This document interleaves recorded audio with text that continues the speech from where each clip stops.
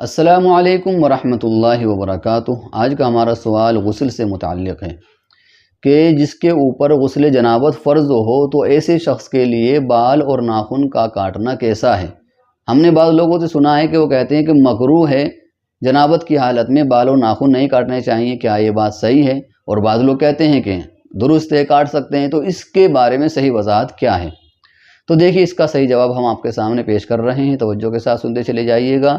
جنابت کی حالت میں بالوں کا اور ناخن کا کاٹنا مکروہ ہے۔ علماء نے کتابوں کے اندر مکروہ لکھا ہے، لیکن مکروہ تحریمی نہیں ہے، بڑا مکروہ نہیں ہے، مکروہ تنزیہی ہے، یعنی ناپسندیدہ اس کو مانا گیا ہے، اس کو پسند نہیں کیا ہے۔ مکروہ تنزیہی کا مطلب ہوتا ہے چھوٹا مکروہ، تو کتابوں کے اندر ایسا ہی لکھا ہوا ہے، مکروہ تنزیہی ہے۔ آئیے ہم آپ کے سامنے کچھ کتابوں کی عبارت پیش کر رہے ہیں، مسئلہ آپ کے سامنے واضح ہو جائے گا۔ دیکھیے، سب سے پہلے ہمارے سامنے احسن الفتاویٰ ہے، تو احسن الفتاویٰ جلد نمبر 2 صفحہ نمبر 38۔ حالت جنابت میں بال اور ناخن کاٹنا۔ حالت جنابت میں بال و ناخن کاٹنا مکروہ تحریمی ہے یا تنزیہی؟ الجواب باسم ملہم الثواب۔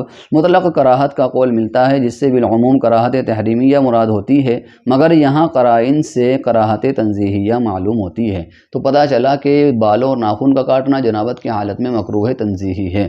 آئیے اس کے بعد ہم آگے چلتے ہیں۔ فتاوی محمودیہ کی عبارت دیکھیے، جلد نمبر 5 صفحہ نمبر 115۔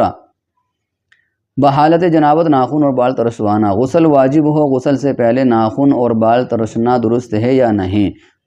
الجواب حامدا و مصلیہ۔ بحالت جنابت ناخن اور بال ترشوانا مکروہ ہے، پاکی کے بعد ترشوائے فقط، واللہ عالم۔ دیکھیے، اس سے بھی پتہ چل رہا ہے کہ جنابت کی حالت میں بال اور ناخن کا کاٹنا یہ مکروہ ہے۔ اس کے بعد ہمارے سامنے فتاوی دارالعلوم دیوبند کی عبارت ہے، اس کو بھی دیکھتے چلیے۔ فتاوی دارالعلوم دیوبند جلد نمبر 1 صفحہ نمبر 204۔ حالت جنابت میں ناخن کاٹنا اور بال دور کرنا درست ہے۔ سوال: حالت جنابت میں ناخن کاٹنا اور زیر ناف یا اور کسی مقام کے بال دور کرنا کیسا ہے؟ الجواب درست ہے فقط، واللہ عالم۔ دیکھیں، یہاں پر درست لکھا ہے، مکروہ نہیں کہا گیا ہے، تو اس سے ہمیں شبہے میں نہیں جانا ہے۔ حاشیے کے اندر آپ دیکھ سکتے ہیں، حاشیے کے اندر اس کی وضاحت کی گئی ہے۔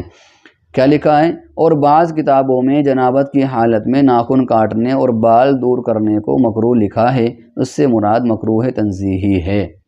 تو مطلب وہی ہوا کہ مکروہ تنزیہی ہے، اس کو بعض لوگوں نے درست اگر کہا ہے تو مطلب یہ مکروہ تحریمی نہیں ہے، بہت بڑا گناہ نہیں ہے، لیکن مکروہ تنزیہی بہرحال ہے، ناپسندیدہ اس کو مانا گیا ہے۔